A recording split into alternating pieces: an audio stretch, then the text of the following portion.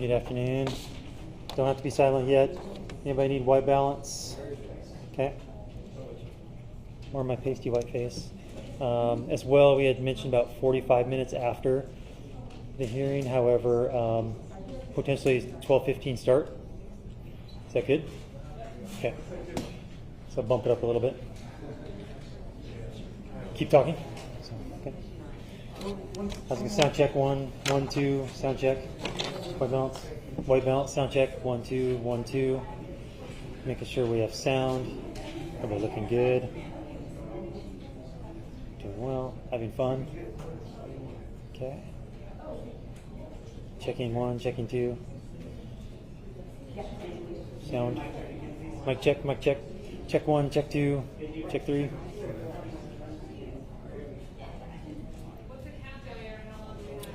So we're thinking about 15 minutes. Anybody else? White, we're good? Sound check, all good? Okay. All right, we'll come back up and do it one more time, but about 15.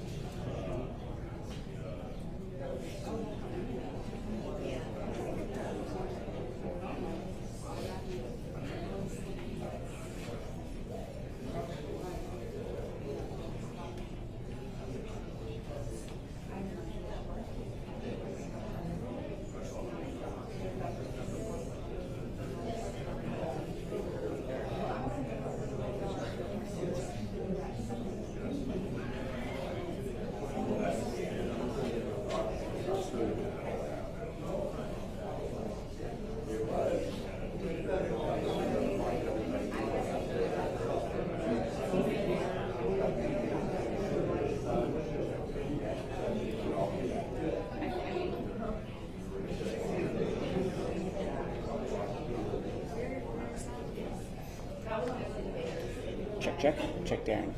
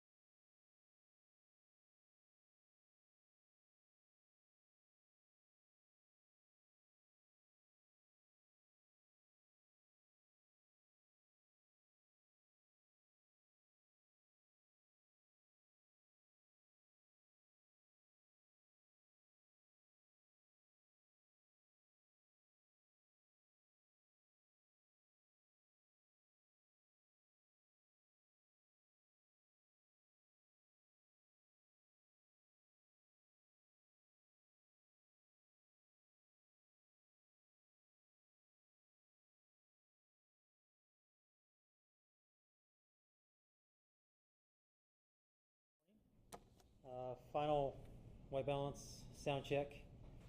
Good to go? Anybody? Checking one, checking two, sound. Thumbs up, thumbs down. Okay, we're good. Good. Checking. Sound. Keep talking. Sorry, gotta keep talking. So sound checking, 5-minute warning. Oh, keep going. News conference for the Kohberger case, post-conviction, post-sentencing. It's a beautiful day outside. Welcome to the city of Boise. Wonderful place to be. If you're from California, I don't know. It's a better climate here, better environment, anything? We're good? Okay, thank you. So 5 minutes.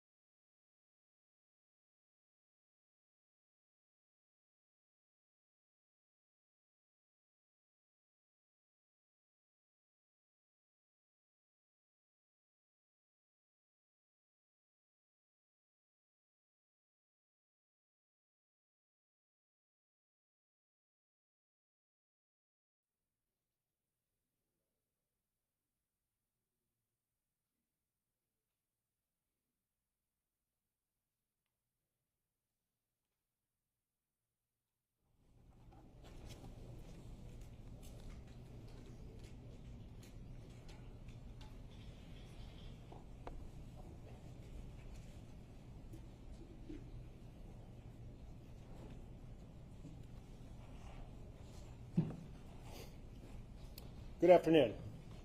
My name is Anthony Dollinger, and I am the Chief of Police of the Moscow Police Department. Thank you for joining us. Today marks the conclusion of a case that has profoundly impacted the University of Idaho, the City of Moscow, the State of Idaho, and communities nationwide. Today's sentencing of Bryan Kohberger brings the legal process to a close following his conviction for the brutal murders of Kaylee Goncalves, Madison Mogen, Xana Kernodle, and Ethan Chapin. While this marks the end of a long and challenging journey through the criminal justice system, we acknowledge that for the families, friends, and loved ones of these four young people, the grief does not end, because the losses are permanent and the pain remains.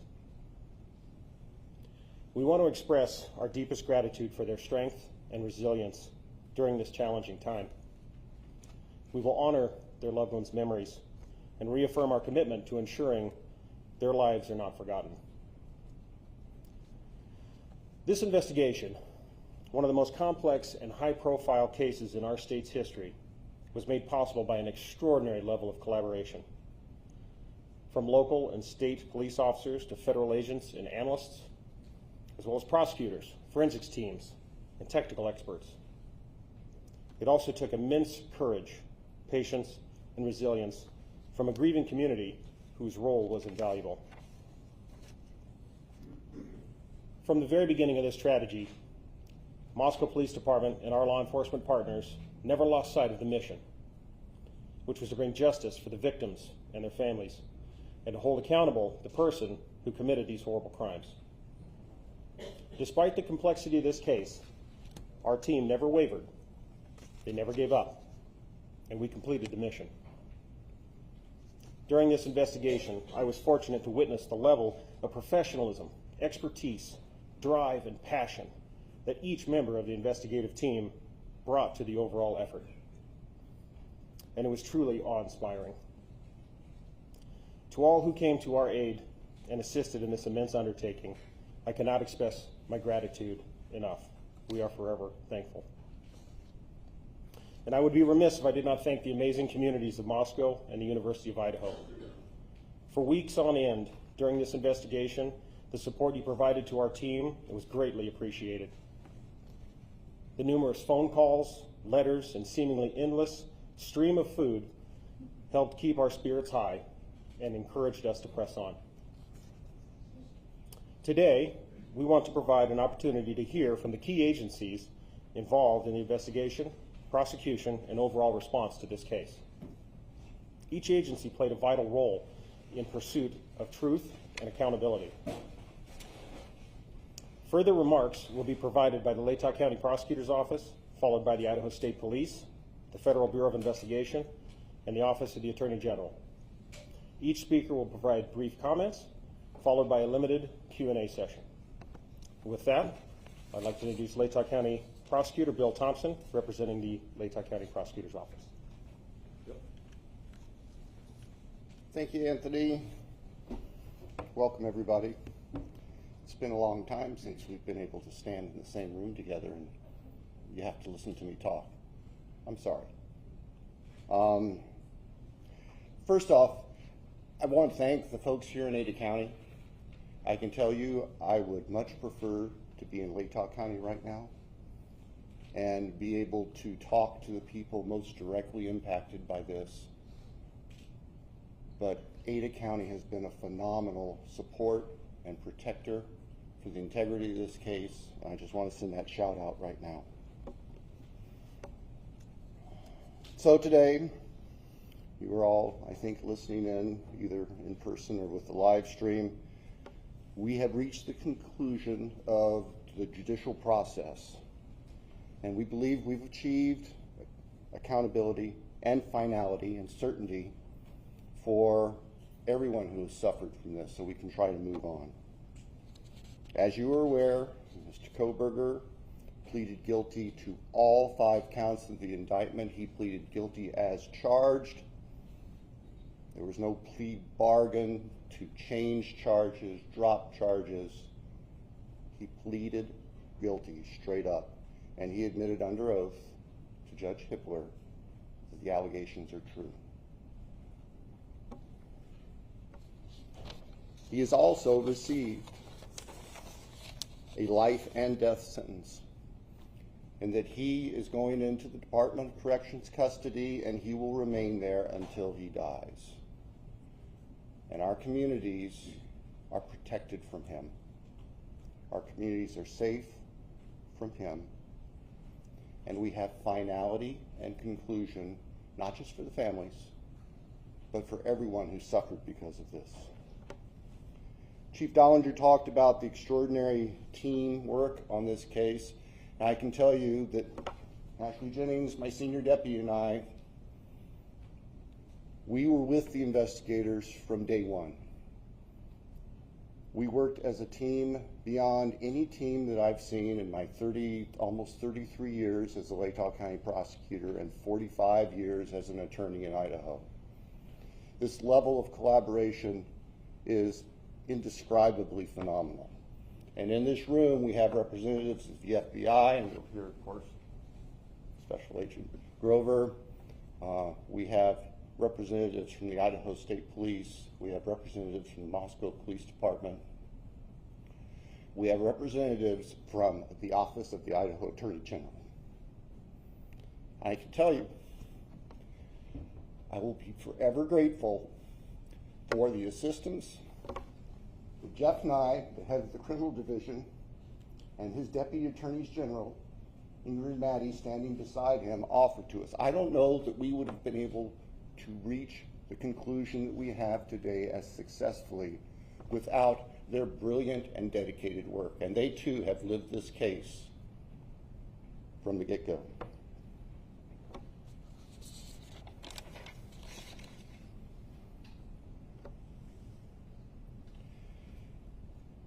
Our hearts and prayers go out to the families, not just the immediate biological or legal families, but the university family, the 1122 King Street family. You all saw the group picture, and you've seen that group picture so many times over the past 2.5 years.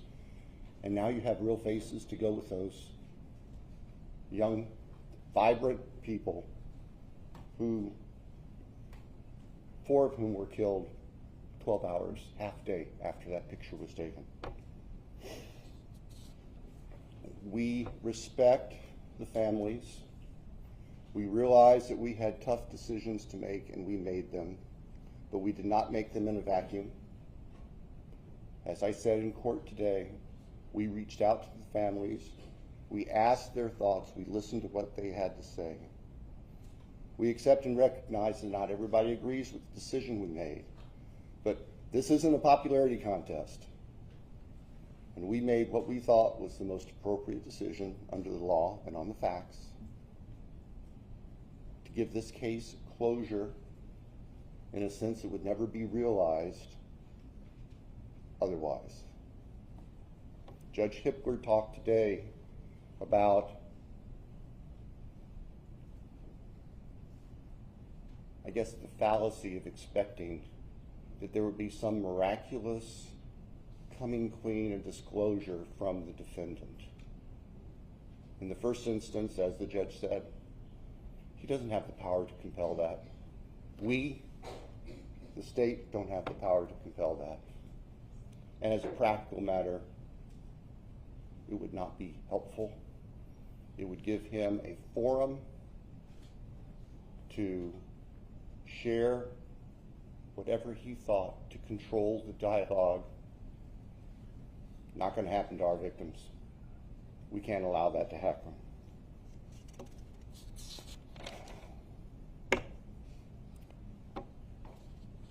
So, I'll say this with caution. I look forward to your questions. I will be perfectly honest with you. I will answer them as best I can. If I can't tell you the answer to something, I'll tell you that. And I ask for your assistance and your respect as we walk through that, because there are still people who are suffering, and I'm not going to victimize families. I'm not going to victimize the deceased again. And I'll just tell you that if we get those sorts of questions. But we'll get to that in a little bit. Right now, what I would like to do is hand the podium over to Colonel Bill Gardner from the Idaho State Police so he can share his agency's perspective on this. Thank you. Thanks, Bill. Good afternoon, everyone. I'm Colonel Bill Gardner, Director of the Idaho State Police. To the families, your courage and strength throughout this painful process, it indeed kept us moving forward. Your strength, and particularly your love for one another, was inspiring, and it motivated all of us. You've carried a burden no one should ever have to bear.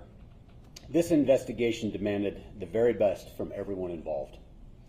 Crime scene teams, forensic scientists, intelligence analysts, and investigators answered the call with professionalism, precision, and resolve. They did not do it for recognition. They did it because 4 innocent lives were taken, and the victims and their families deserve nothing less. It is clear this case required a team approach. Not only did the Moscow Police Department, the Latah County Sheriff's Office, the Idaho State Police, and the FBI come together quickly, but others provided significant assistance behind the scenes. I'd like to highlight a few of those. I personally want to thank Colonel Paris of the Pennsylvania State Police. Once this case moved across the country, the Pennsylvania State Police went out of their way to provide resources and support while our people were on the ground there. Also, it's important to note that from the moment this case began, Governor Little was fully supportive of the investigative process. He provided funding and support to make sure the job was done right. And finally, as was already mentioned, the Idaho Attorney General's office provided significant input and help during the preliminary motions. We relied heavily upon their expertise as we moved throughout this whole process. As law enforcement officers, we often say that this is more than a job, it's a calling. This case reminds us why we answer that call, why we stand for victims, why we fight. In this case, why we fight pure evil, and why we keep going, even when the road is long and answers are hard to find. In this horrific case, I am proud of the work that was done and the people who carried it out. They exemplify the very best of our profession and helped bring closure to 4 families. I'll now turn the podium over to Salt Lake City FBI Field Office Supervisory Senior Resident Agent, Brett Grover.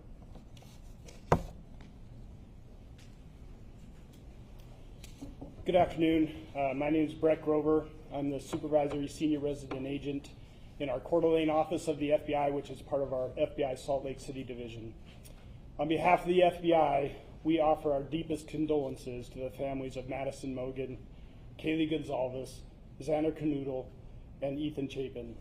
The culmination of this case was a long time coming, and we hope the victims' families and friends have some sense of peace in knowing that Bryan Kohberger is being held responsible and accountable for his heinous actions. The FBI is proud to have supported the Moscow Police Department in the state of Idaho with the investigation and prosecution of this case. Countless hours have gone into this investigation. The FBI dedicated significant resources to include digital and forensic analysis, intelligence support from our folks at FBI headquarters and field offices around the country, and victim services which continue to this day. Today's sentencing also demonstrates how the responsible use of investigative genetic genealogy, or IgG, can transform a crime scene into accountability and closure. The IgG process involves the use of DNA analysis combined with traditional genealogy research to generate investigative leads for unsolved violent crimes. In late 2022, IgG provided a crucial investigative direction for investigators working this case. But I want to be clear, IgG was just one tool that led us here today. It's a powerful complement to the core investigative work done by both the FBI and our partner agencies. The bottom line is that successful cases like this are about strong partnerships and a shared goal, the goal of keeping our communities safe and providing a measure of justice for the families of our victims. Thank you. I'll now turn the time over to the Attorney General for the state of Idaho. Good afternoon. I'm Raul Labrador. I'm the Attorney General of the state of Idaho. Today's a heavy day for the families who lost their children, for the community of Moscow, and for the entire state of Idaho. With the sentencing today, a painful chapter closes in one of the darkest and most heartbreaking moments in our state's history. We're here because 4 young lives were stolen from us far too soon.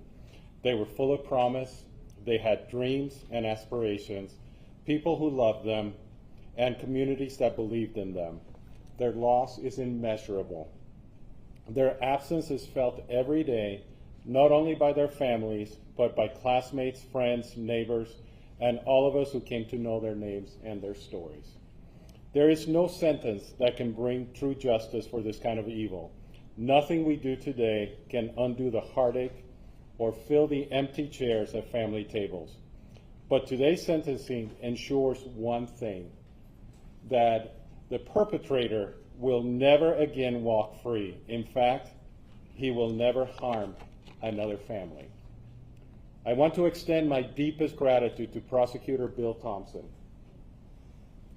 whose steady leadership has guided this case from the beginning, to the people of Latah County for their trust and commitment to justice, and to the state of Idaho, and to the state, also to the local and federal law enforcement communities who have been focused on bringing justice for the victims. I also want to recognize Jeff Nye, who's the chief of my office's criminal law division, and the team of attorneys in my office who work side by side with local prosecutors.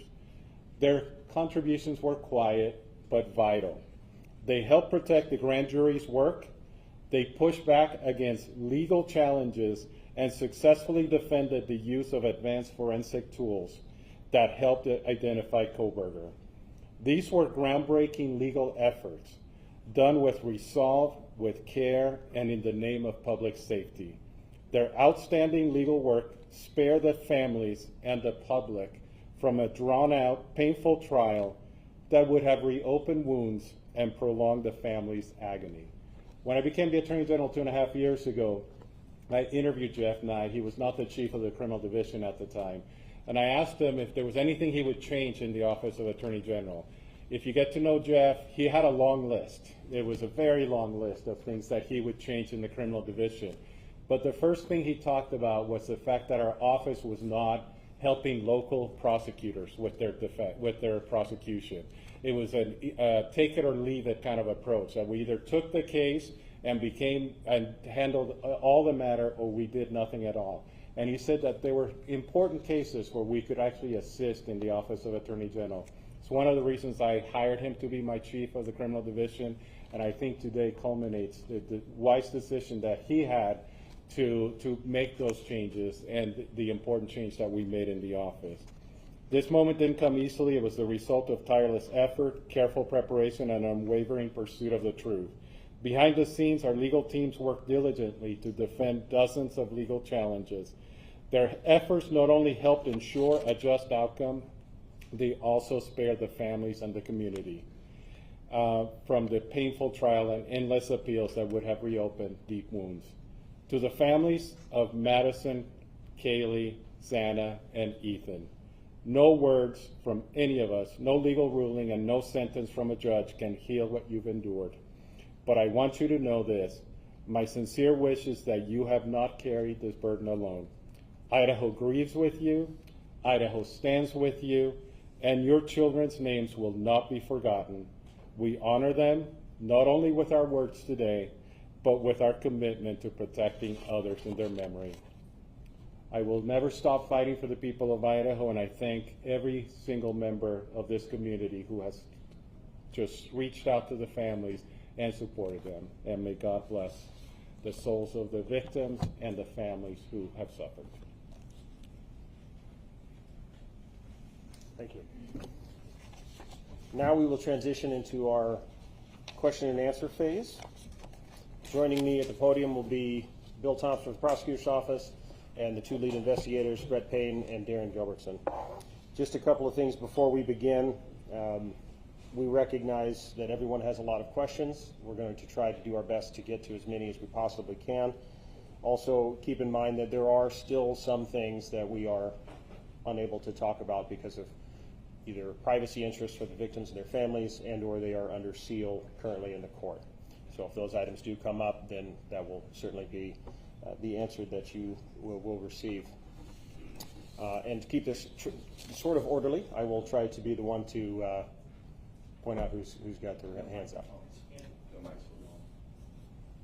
Right there. Chief Dollinger, Yes. What more can you tell us about the release documents that the police department is working on putting online, and what can we expect from that? Certainly.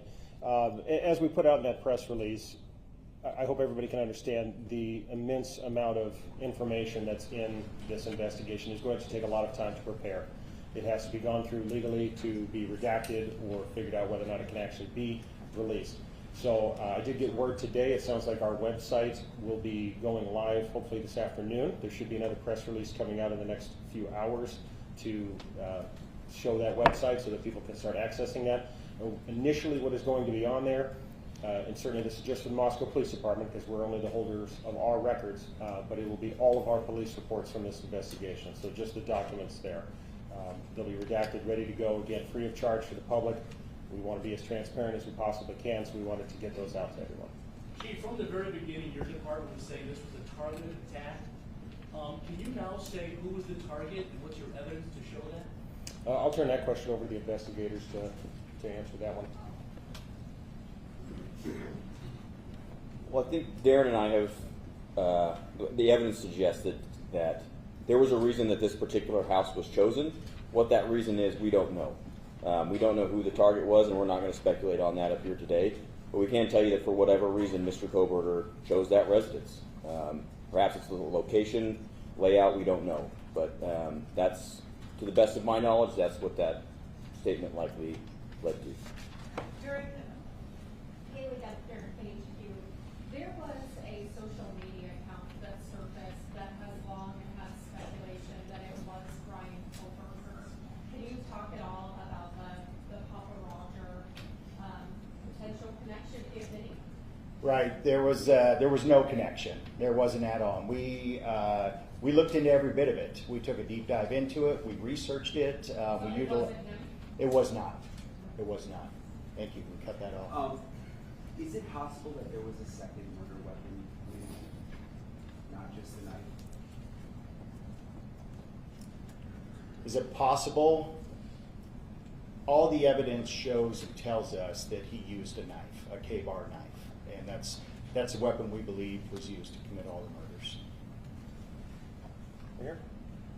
It sounded like the Goncalves family said that there was a second weapon that was used on Kaylee Goncalves. Can you confirm that? Out of respect for the families, that's something that you'll have to get from them. If they wish to share that with you, it'd probably be through them, not through us. And one more question. You said that it seemed like he chose that house. There's no clues as to why he chose that house? You know, after working in Moscow for several years as Chief Dollinger, that area is frequented by many, many people at all hours of the night when college is in session. So what Darren and I have surmised is that perhaps it's the old hiding in plain sight. There's lots of people around. There's lots of vehicles around at all hours. It's not isolated where you'd be noticed. So that's where that comment comes from. It does, and no, it doesn't make sense, and it's if you're in that neighborhood at all, it's a very complicated neighborhood. It's very closed in, but at the same time, there's everything from college kids to adults that live there, people that have full-time jobs, part-time jobs, so any one of us could come and go and fit in there, so. Franklin. D.A. Thompson, during the plea hearing and then again today, it seemed like your voice quivered a bit when you were either putting up photographs or mentioning the victims' names. I'm just wondering about the emotional toll, and that's one other question. Yeah, you're right. My voice was quivering. Y'all were in there. There was a lot of powerful emotion. The losses are almost indescribable. And maybe my filters aren't as good as they might have been 45 years ago when I started in this business. But I think you also saw that even Judge Hippler was affected and impacted by this. There's no easy way to remain stiff-lipped and dry-eyed through this kind of tragedy. There just simply isn't. I'm sure you're not aware of this yet, but there was a photograph where they zoomed in on a picture that Bryan Kohberger had on the defense counsel table. It was an image of a black heart. I don't know if you've heard this or you've seen the image. Hearing this, your thoughts? First, I've heard of it. first I've heard of it. There is something I need to say though real quick.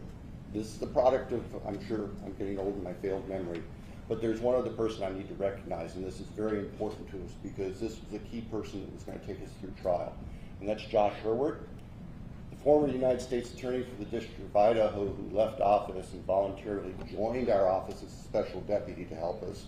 My apologies for the oversight as I wasn't reading my notes correctly, but thank you for that little interlude. Chief? Yes. I guess my question is for Mr. Thompson, since you're still up there, incidentally due to foreign crime. You said that it was your decision to accept this plea agreement. It brings finality. He will die in prison. But Corporal Payne just said they don't know who the target was and why he targeted this house. Was there a reason why, as part of the plea agreement, you didn't require Ann Taylor to have her client sit down with you all and to answer some of these questions? I think that Judge Hippler addressed that today very, very well. Of course, Judge Hippler addresses everything very well, we found.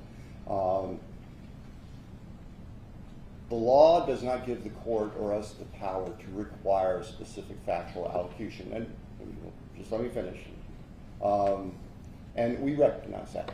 We recognize that we could have said, well, in order for us to move forward, we want a factual allocution. But I have to be perfectly candid.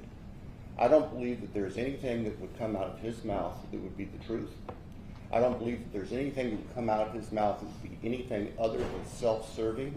And I don't believe there's anything that would come out of his mouth that would not further victimize the families. And so that just simply wasn't a factor. We made our decision based on our assessment of law and the facts. We made our decision based on being able to obtain accountability and certainty, not just for the victims' families, but for the communities and for the state. And that's where our obligations go. In the end, in the old Harry Truman thing, the buck stops on my desk. Well, that's what I got when I was elected prosecutor 33 years ago. I never dreamed it would involve something like this. But we don't shirk our responsibilities just because it got big and nasty. Thank you. Corporal Payne and Lieutenant Roberson, first of all, I want to say to you, Corporal Payne, that the Chapin family told me that you called them every night during that nearly 7-week manhunt, even though you didn't have to.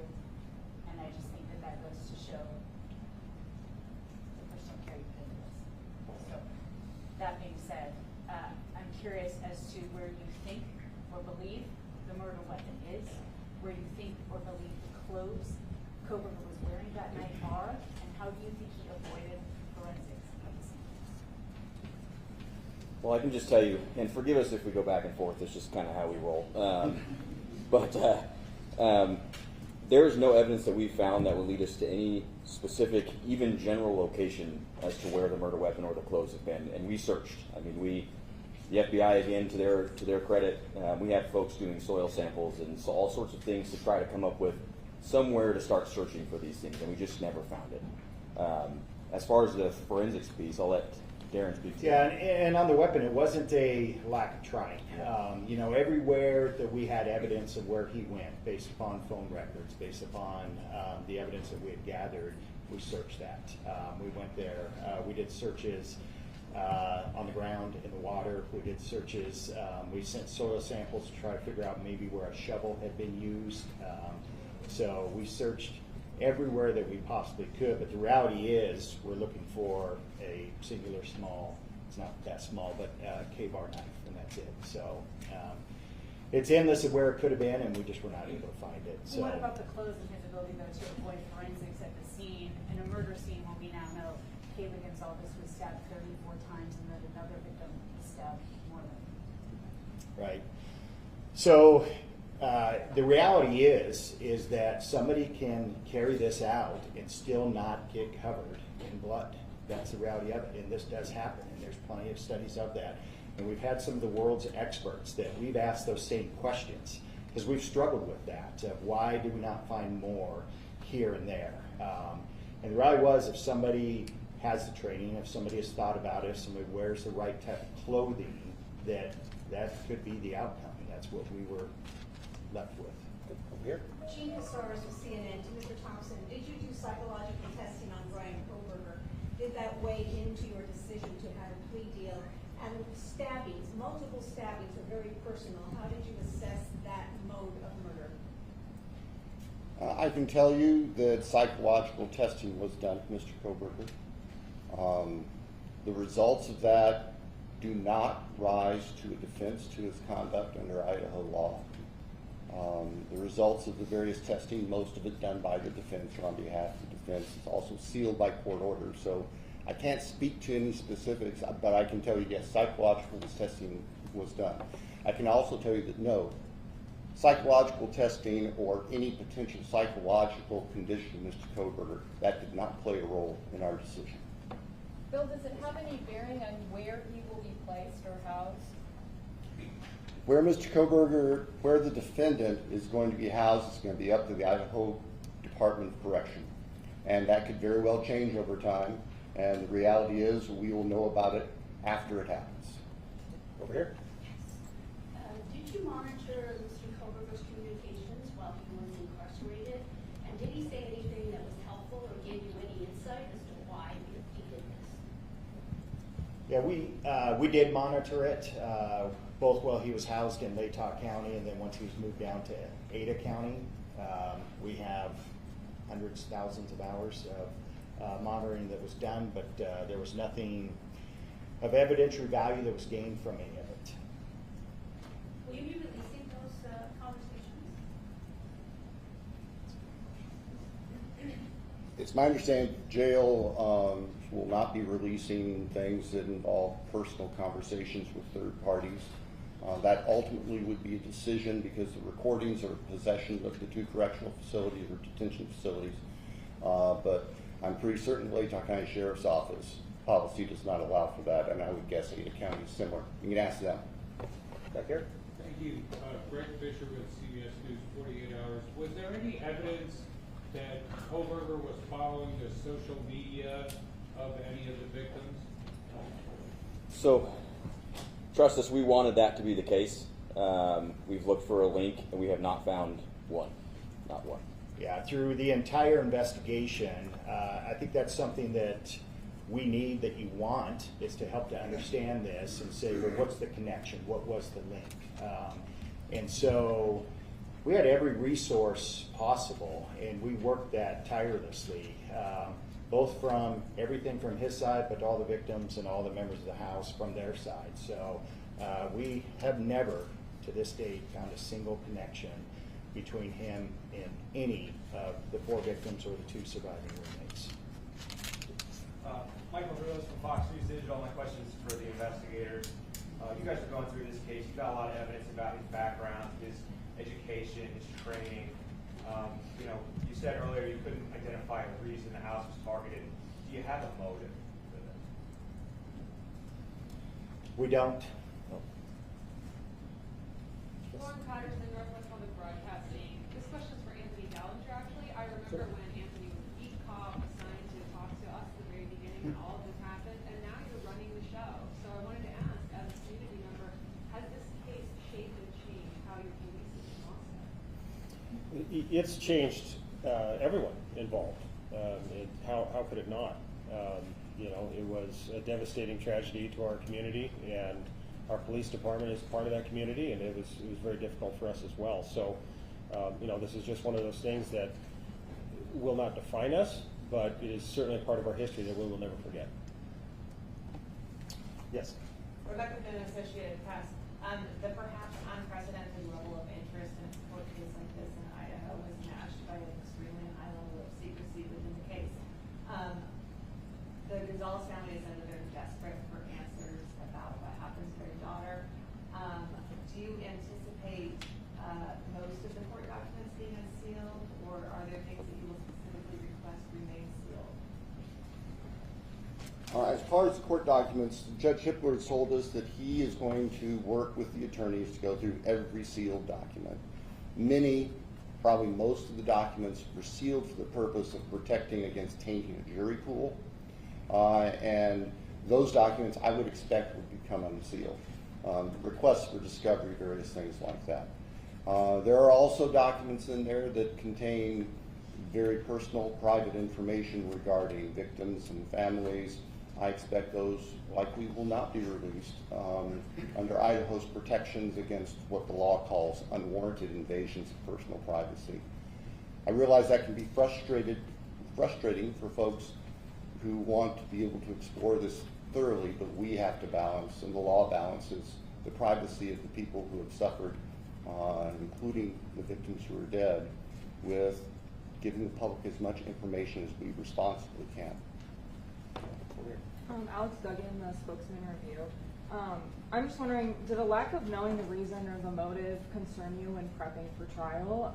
Because juries tend to want to explore the motive or reason for a crime. And also, how do you as investigators and attorneys grapple with that? Because if you can't rationalize something irrational, then how do you continue knowing that maybe you won't get an answer?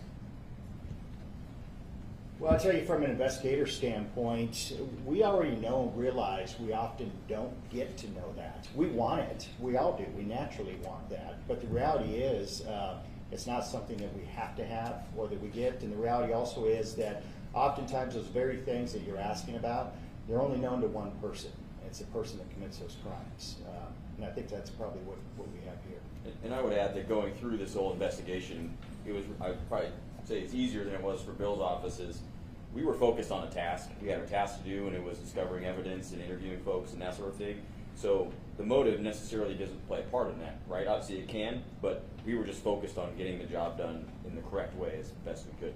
So. And from the prosecutor's point of view, yeah, certainly lack of a clear motive is something that we think about and consider as we're preparing for trial, because we're going to have a jury of 12, ordinary, honest citizens there who wanted to figure this thing out. But we also, and I've also found that juries tend to follow the law. And even jurors who come in with strong feelings, they tend to follow the law that the judge gives. And there is no element of motive in Idaho law for murder. And so we set that aside as something that we were going to dwell on. Whether there was clear proof of a specific motive, because we knew it wasn't legally required, and practically speaking, we knew it wasn't something that we possessed, that we could give to the jury without speculating. And I'm sure as heck not going to stand in front of a bunch of 12 jurors and start speculating. We're going to give them the evidence. And the evidence in this case, what you heard at the time of his guilty plea back on the 2nd, that evidence was compelling, and it showed his guilt without having to worry about motive in a human sense. But thank you for the question. In the back. Did he say anything when he was arrested? Yeah, so Brett, myself, and members of the FBI, we traveled back to Pennsylvania. We were there, and I know they hit on it earlier, but I'd be remiss without talking about the cooperation and the support that we had from them was absolutely incredible. From the time that we got on the ground with the Pennsylvania State Police and with the FBI back there, it was unbelievable. Anything that we needed, they were there to facilitate it. So we helped to shape what that looked like, what the arrest looked like, what took place once they hit the house on the search warrant and he was taken into custody. Brett and I were at another location, a barracks of the Pennsylvania State Police, and then he was brought to us and we conducted an interview with him that night there in Pennsylvania. So. Can you talk about what he said? So we went into this interview, we used a lot of influence and guidance from the FBI and their behavioral analysis unit to help us a ton in framing our interview strategy rather. When we spoke to Mr. Kohberger, we kept it pretty surface level to begin with, the idea being get him to speak and keep him speaking. It was pretty surface level, and then when we tried to get into things a bit more detailed, he decided to end the interview. So that's pretty. As soon as we tried to walk into the purpose of why we're there, which obviously he knows we're detectives from Idaho, so that's when we really started to shut down, and they just shut it down. So. What was his demeanor? Calm, relaxed.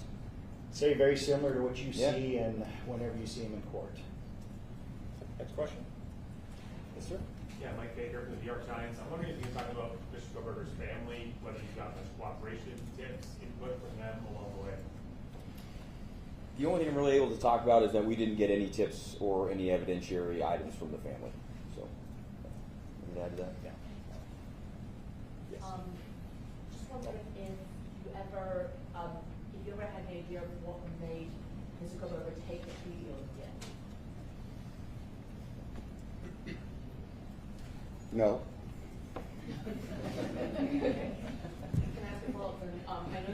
That was a short answer. You probably have time for a short follow-up. Can I also ask follow-up to the investigators? I know there's some reports that there was Kohberger was hired some container at the house. Did you ever determine what that was? No, and the belief was in the one of the roommates in her statement, and that's out there, was that she observed something in his hand when she saw him, but we don't know what it was. You had an expert who was going to testify about him cleaning something off of his work computer. Some software experts. Was there any evidence that he had tried to wipe anything from his phone, software-wise? The bar charts, I believe, is their name. Yeah, and so this kind of goes into the connection to the victims as well. That's a similar question. We had the world's foremost experts on this look into it, and there was evidence that he had used software to wipe many of his devices relatively effectively, so there wasn't much evidence obtained after that. Including, I can see did he have two cell phones, or was it just one cell phone? I think he had one active phone, but I don't remember, so quote me if he had more at his home So office or it was somewhere more else. than just the work computer that he had wiped? Yeah, he regularly used software to try to wipe, clear things off. He used VPN on his devices also. Hey, back here. Kevin Fixer with the Idaho Statesman. I'm hoping you can walk us through the decision to hand off the DNA process on the knife sheath over to Offram Labs, who's contracted by ISP, and then ultimately the FBI takes over that IgG process. And then Prosecutor Thompson, I'm curious if you had concerns about constitutional rights issues based on how the FBI conducted themselves in that portion. I'll start and I'll speak briefly to, when we were notified that we had a DNA from the knife sheath, and it was a single source male DNA, touch DNA, then we knew that we had capabilities to take that further. So you're correct, the Idaho State Police has a contract with Offram Laboratories in Texas. So we flew that over there, and they started the process of working that in what was the beginning of the IgG process. And at some point during it, we were working with the FBI, which we did closely throughout the entire case and every aspect of it. We talked and met with them, and they had further resources and some capabilities that we thought may get us somewhere quicker. And so we made the decision to then shift that to the FBI and continue that process there. As to your question about legal concerns, my simple answer is no. I didn't have legal concerns about how the FBI conducted their IgG investigation. I know that was the subject of lengthy, detailed, painfully detailed motions and briefing, and Mr. Nye rose to the occasion and was able to address all of that. But in the end, it's simply no different than sending somebody undercover into any place to gather information. And I was not concerned about the legality of it. And the judge came through and made the right decision that there was no violation of the defendant's rights or anybody else's rights. Had he not left the knife sheath behind, would you have been able to track him down? We've talked about this ad nauseum. The answer is yes. Through the car, most likely. We had some amazing people going truly line by line over tens of thousands of white Hyundai Elantras. So we believe we would have got to it through that avenue. The time frame for that is uncertain. It could have been a week later, it could have been 2 months later. We just don't know. We would have found it. We would have found it. There's a lot of questions in regards to that initial window. Brett and I made the decision on what that window was, even though the experts were saying there may be more years that match it, but the simple numbers that we began to look at were astronomical, of thousands and thousands, tens of thousands of these vehicles. So we chose to try to narrow it and start smaller And then as we had to, we were going to open that up. But we both believe we would have gotten him through the car eventually. A question for Mr. Thompson. Amanda Rowley with Current 2. It appears that the plea deal, it felt a bit rushed. So the question is, why did it happen so quickly, considering some of the families were against it? And also, the Mogen family at the plea hearing mentioned saying that this is the best possible outcome. Just wondering, do you agree with that, or would you like to see a different outcome? Well, I think we agree with the Mogen family. Our decision was that this is the best possible outcome, all things considered, and factoring into that the defendant was prepared to plead guilty as charged. Now, if that hadn't been a factor, we'd be picking a jury for trial starting right now, or starting this week. What was the first part? Why was this such a quick? It felt rushed. So why did this happen so quickly to the family? Now, I hear you. The process moved quickly. There's no doubt about it. And like I outlined for the court earlier today, things changed dynamically the week following the June 18th hearings on the defense motion for a continuance and the alternate perpetrator motion, where Judge Hippler made it very clear that the defense was not going to prevail on either of those. And so the reality of trial was there, and there was nothing else in its way. We were continuing to prepare for trial. We had been doing that for months, and as I mentioned, we were bringing Mr. Hurwood in to help us because the Attorney General's office was not able, with the manpower, to help us all the way through trial. We were ready to go. When we were approached by the defense about the possibility of a plea, our first question was, is your client prepared to plead guilty? And it took them a little while to give us that answer. In the meantime, we reached out to the families, and we talked to the families, and we solicited their input, and we considered that in making our decision. The fact of the matter is, and I think Judge Hippler commented on this back on July 2nd when we were in court, is that the logistics of the upcoming trial, with 10,000 prospective jurors being summoned in, the court staff making arrangements and preparing to process that part of the case, dictated that if the case was going to resolve, it needed to resolve quickly. And so that kind of drove the pace over that weekend, the last weekend of June. At the end of the weekend, when we understood from the defense that the defendant was prepared to plead guilty, the court was notified the next morning, and the court wanted to move quickly to get a plea done on the record if it was going to be done, and if it wasn't, so we were not interrupted in our trial preparations. So trial logistics were the main concern, just as Judge Hippler had said prior, right, with the jury as a factor. Yeah, the practical aspect is that the trial machine was running, and if it was going to be interrupted, that had to be known as soon as possible. I think that's the fairest explanation. Okay, question here? With Michelle Benucci for 48 hours, I just had a question about when you're looking at the Kohberger's past. Was there any early sign of trouble, or what did his background look like?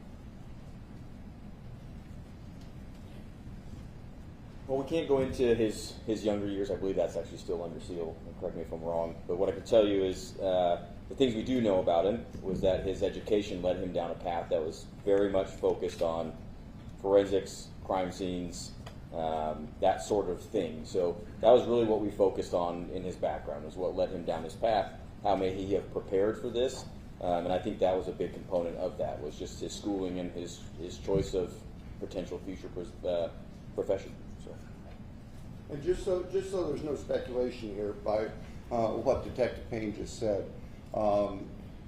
documents under seal involving Mr. Kohberger's background, they may or may not be released down the road. I can tell you that there is no evidence of any criminal history of any significant nature. There was no evidence of a history of violence. There was no evidence of a history of a factual predisposition to do the crimes that he committed here. So if there are any concerns among your listeners or readers that somehow he was a serial killer in waiting with all these prior actions.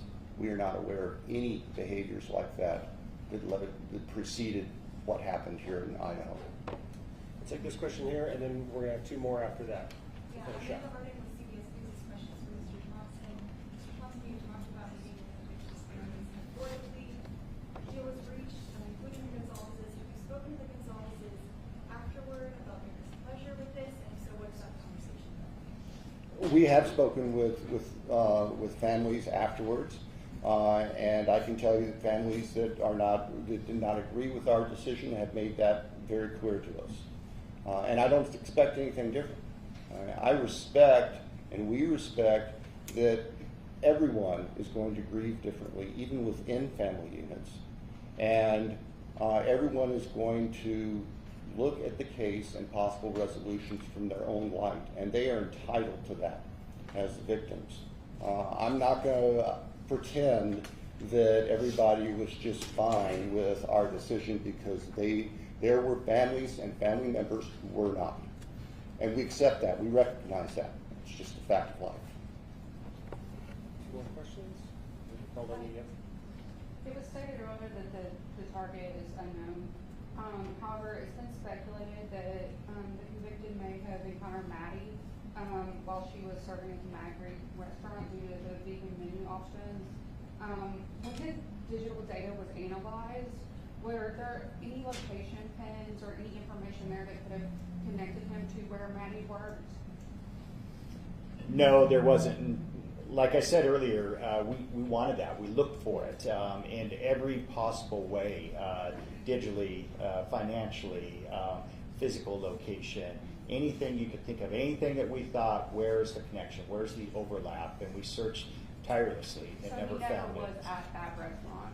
I can't say that he was never there at all, but we never found any evidence at all from interviewing everybody that we possibly could, talking to every person that would have that information to be able to show that he was there, or that there was a connection through the restaurant. Okay, last question here. Okay, just 2 follow-ups to earlier questions, if that's okay, so I can make sure we're understanding everybody correctly. First of all, Mike's question about the family. You said that you didn't get any evidence from the family. Was there any hindrance in the investigation from the family, and was there any specific evidence you were hoping to get? Are you talking about his family, Kohberger's? Yes. There was not any hindrance, anything, nothing that impacted us carrying out the investigation. Okay, thank you. And then the second follow-up, when you mentioned, like, obviously you follow this line of interest in the studies, did anything in your investigation indicate that that was chosen as part of a planning process as opposed to just an area of interest?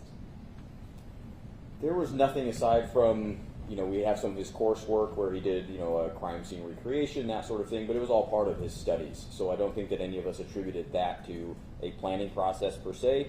Certainly it was a learning process, but whether or not it was a planning process ahead of what he did, we'll probably never know that. Yeah, and I would say we didn't find anything that would be any different than a student similar, a different student in the PhD program.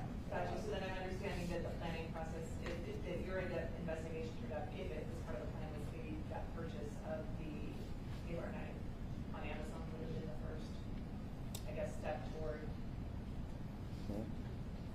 Did he plan it? Did he buy it with the purpose of that? Is that what you're asking? Yeah.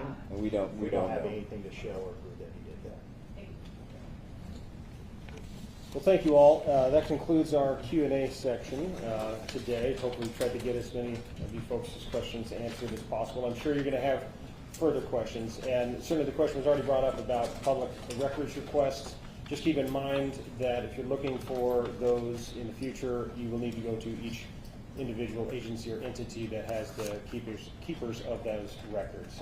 So just to reiterate, the website that City of Moscow is going to be putting up hopefully today, that will only be Moscow Police Department records, and those will be our police reports. So we understand that this case has captured the attention of literally the world, and today's news conference was not held to relive the tragedy, but to honor those lives that were lost, to acknowledge the conclusion of this legal process, and to reinforce our wavering commitment to justice. a commitment we share with you. I want to take a moment to thank the members of the media here today. We understand that you do have a vital role in helping the public comprehend the intricacies of this case, and your continued professionalism in covering this emotionally charged and complex case is appreciated. No additional comments from law enforcement will be made today, and if you have further questions, please feel free to submit those through the agency's public information officers. Thank you very much. Thank you.